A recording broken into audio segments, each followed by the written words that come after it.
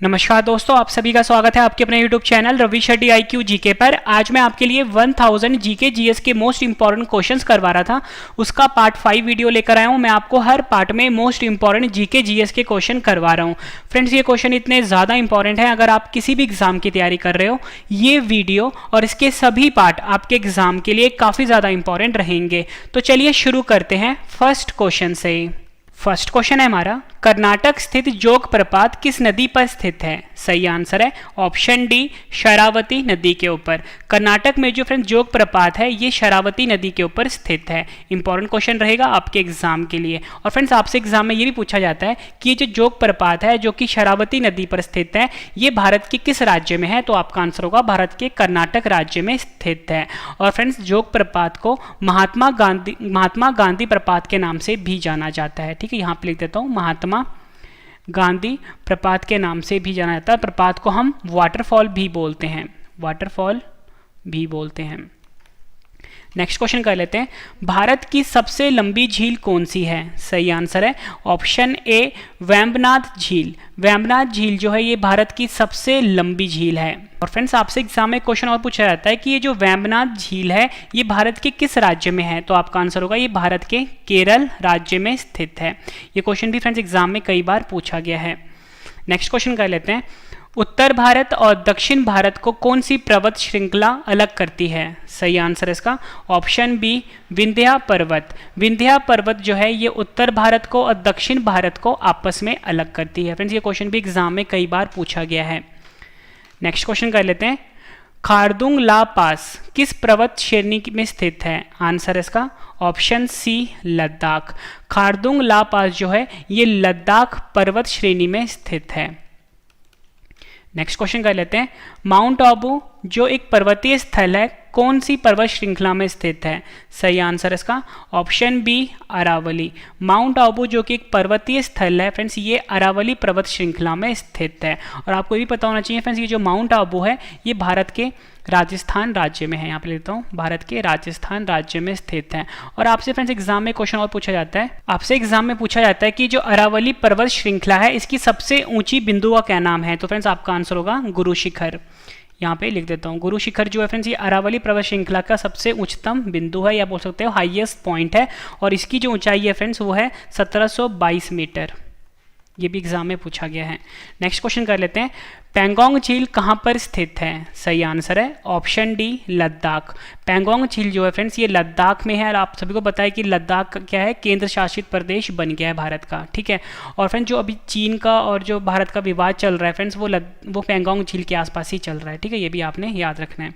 Next question कर लेते हैं, महाद्वीपीय विस्थापन सिद्धांत जिसे कि हम थ्योरी ऑफ कॉन्टिनेंटल ड्रिफ्ट कहते हैं, किसने दिया था? सही आंसर है इसका option C, Alfred Wegener. Alfred Wegener जो थे, इन्होंने महाद्वीपीय विस्थापन सिद्धांत जिसे कि हम थ्योरी ऑफ कॉन्टिनेंटल ड्रिफ्ट कहते हैं, ये दिया था। फ्रेंड्स, ये क्वेश्चन एग्जाम में कई बार पूछा गया। फ्रेंड्स, जितने भी क्वेश्चन मैं आपके लिए लेकर आया हूँ, ये सभी क्वेश्चन फ्रेंड्स जो है एसएससी, पीसीएस, यूपीएससी, पटवारी, पुलिस, मतलब कोई भी आप स्टेट एग्जाम की भी तैयारी कर रहे हो, चाहे डिफेंस एग्जाम की तैयारी कर रहे हो, सभी के लिए फ्रेंड्स ये वीडियो काफ़ी ज़्यादा यूजफुल रहने वाला है। अगला क्वेश्चन कर लेते हैं, किसी नक्शे और ढाल को दिखाने के लिए खींची गई असंबद्ध रेखाएं क्या कहलाती है? सही आंसर है इसका ऑप्शन सी, हैच्योर। हैच्योर जो होता है फ्रेंड्स, ये किसी नक्शे और ढाल को दिखाने के लिए खींची गई असंबद्ध रेखाएं को कहते हैं। मोस्ट इंपॉर्टेंट क्वेश्चन है ये। नेक्स्ट क्वेश्चन कर लेते हैं, हिंद महासागर की सबसे गहरी खाई कौन सी है? सही आंसर है इसका ऑप्शन बी, जावा खाई। जावा खाई जो है, ये हिंद महासागर की सबसे गहरी खाई का नाम है। और फ्रेंड्स, आपको ये भी पता होना चाहिए कि ये जो मरियाना ट्रेंच है, ये प्रशांत महासागर की सबसे गहरी खाई का नाम है, मतलब सबसे गहरे बिंदु का नाम है प्रशांत महासागर के। ठीक है फ्रेंड्स, और विश्व का जो सबसे बड़ा महासागर है फ्रेंड्स, वो भी प्रशांत महासागर ही है। और फ्रेंड्स, ये जो हिंद महासागर है, जिसकी गहराई मैंने आपको गहरी खाई का नाम मैंने जावा खाई बताया, ये भारत की जो नीचे जो महासागर है फ्रेंड्स, उसका नाम है हिंद महासागर। ठीक है, नेक्स्ट क्वेश्चन कर लेते हैं, भारत और नेपाल के बीच कौन सी नदी सीमा बनाती है? सही आंसर है ऑप्शन सी, काली नदी। भारत और नेपाल के बीच में जो काली नदी है फ्रेंड्स, ये सीमा बनाती है। और आपको ये पता होना चाहिए फ्रेंड्स, जो नेपाल है, ये हमारा पड़ोसी देश है और नेपाल की राजधानी है काठमांडू। ये भी आपने याद रखना है। अगला क्वेश्चन कर लेते हैं, आसियान का मुख्यालय कहाँ पर स्थित है? सही आंसर है ऑप्शन डी, जकार्ता शहर में। और फ्रेंड्स आपको ये भी पता होना चाहिए कि जकार्ता कहाँ पर है, इंडोनेशिया देश में है। अगर आपसे एग्जाम में फ्रेंड्स ये पूछा जाए कि जो आसियान का मुख्यालय है वो किस देश में है, तो आपका आंसर इंडोनेशिया देश होगा। किस शहर में है, तो आपका आंसर जकार्ता शहर में होगा। फ्रेंड्स यहाँ पे बात हुई है आसियान की। आसियान का फुल फॉर्म होता है association of south east Asian nation, और हिंदी में बोलते हैं दक्षिण पूर्वी एशियाई राष्ट्रों का संगठन। और मैंने आपको बताया फ्रेंड्स इसका हेडक्वार्टर जकार्ता इंडोनेशिया में है। इसकी स्थापना जो हुई थी फ्रेंड्स 8 अगस्त 1967 में हुई थी, और 10 देश जो हैं इसके सदस्य देश हैं। 10 देश का नाम मैं आपको बता देता हूँ, Brunei, Cambodia, Indonesia, Laos, Malaysia, Myanmar, Philippines, Singapore, Thailand और वियतनाम। ये 10 देश जो हैं इसके सदस्य देश हैं।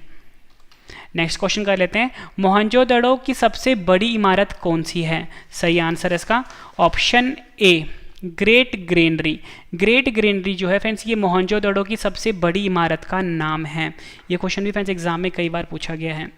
नेक्स्ट क्वेश्चन कर लेते हैं, सत्यमेव जयते शब्द किस उपनिषद से लिया गया है? सही आंसर है इसका ऑप्शन बी, मुंडक उपनिषद। सत्यमेव जयते शब्द जो है फ्रेंड्स ये मुंडक उपनिषद से लिया गया है। नेक्स्ट क्वेश्चन कर लेते हैं, हड़प्पा सभ्यता के बंदरगाह का क्या नाम था? आंसर है इसका ऑप्शन डी, लोथल। लोथल जो है फ्रेंड्स ये हड़प्पा सभ्यता के बंदरगाह का नाम था। अगला क्वेश्चन कर लेते हैं, कौन सा वेद धार्मिक अनुष्ठानों से संबंध रखता है? सही आंसर है ऑप्शन ए, यजुर्वेद। यजुर्वेद जो है फ्रेंड्स ये धार्मिक अनुष्ठानों से संबंध रखता है। अगला क्वेश्चन कर लेते हैं, सिंधु घाटी सभ्यता एक डैश युग की सभ्यता थी? सही आंसर है इसका ऑप्शन डी, कांस्य। सिंधु घाटी सभ्यता जो थी ये एक कांस्य युग की सभ्यता थी। नेक्स्ट क्वेश्चन कर लेते हैं, त्रिपिटक धर्म ग्रंथ का संबंध किस धर्म से है? सही आंसर है इसका ऑप्शन डी, बौद्ध धर्म से। त्रिपिटक धर्म ग्रंथ जो है फ्रेंड्स इसका संबंध जो है बौद्ध धर्म से है। नेक्स्ट क्वेश्चन है हमारा, भारतीय संविधान में स्वतंत्रता, समानता और बंधुत्व के सिद्धांत को डैश संविधान से लिया गया है? सही आंसर है इसका ऑप्शन सी, फ्रांस देश के संविधान से लिया गया है भारतीय संविधान में स्वतंत्रता, समानता और बंधुत्व के सिद्धांत को। फ्रेंड्स मैं आपको बता दूं इस वीडियो में मैं आपको मोस्ट इंपॉर्टेंट 32 क्वेश्चन करवाने वाला हूं।